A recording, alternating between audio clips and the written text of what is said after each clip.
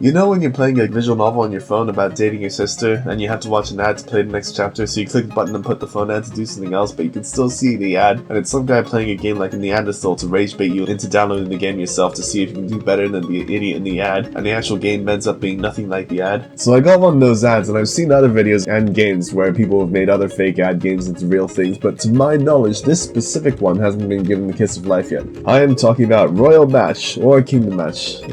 It's two very similar looking games, and I can't tell the difference between them. Robert Purple, Richard I would Red. have thought Fallon was that hard up for cash, but I guess I don't know what's going on the business side of late night television. Such a bitch whose name is Robert. Specifically, I'm talking about the idea of a match 3 game that's basically Candy Crush, but instead of playing for score or whatever, you're matching scores to physically clear them out of the way for some physics object, like to clear the path to let water or rocks through, or stop the blocks from flipping some flippy little thing into the king's skull. One thing that stands out to me is that the guy in the ad always seems to be getting really lucky with how there's always a valid path to win, and at first you might think that's just because it's arranged for the sake of the ad, but if you take a closer look at the grid, you'll notice that there's only 3 types of blocks, unlike the standard match 3 game that has 5 or more. With 3 colors of blocks, thanks to math that I'm not going to bother doing, it should be possible to have beatable levels without actually having to rig them, so that'll be useful for later on when we're building the game. So anyways, let's get started. Let's just make a new project, give it a descriptive name, make an initial level, just put together a little starting scene, grab some block sprites. I'm using Kenny's game assets bundle. Put together a couple things that are supposed to be flooding the level,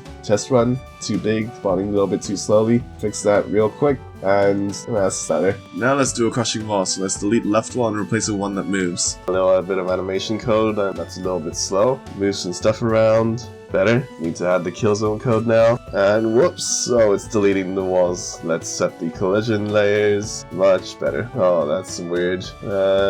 Much better. So now we gotta add a way to actually lose the game. So you win, you lose screens, and let's make the player ball as well. No, over there. Nope. Nope.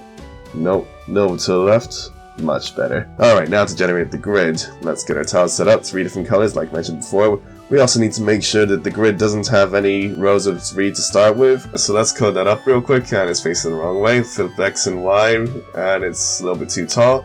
Make that a little bit shorter, and it's perfect. So now we got a grid, gotta make the Candy Crush mechanics. That's not how the tiles are supposed to move. A little bit of debugging, and hey, that should be a win, right? So let's make a little burst effect when you clear tiles away, just to make that feel a little better. And let's add a collision box at the bottom to detect when the player character escapes so we can actually win. So that was pretty easy. Well, we got all this set up already, we might as well do another one of their ads. I'm thinking instead of acid, we can have the room fill up with balls to kill the players if they touch you, since we already have the balls from the first level that we can work from. So let's make a nice deep hole for the balls to go in so the player has a bit of time before the balls start spilling over and kill the player. Code the balls up real quick, add some finishing touches, and there's our finished masterpiece. Link in the description below if you want to play this slapdash creation.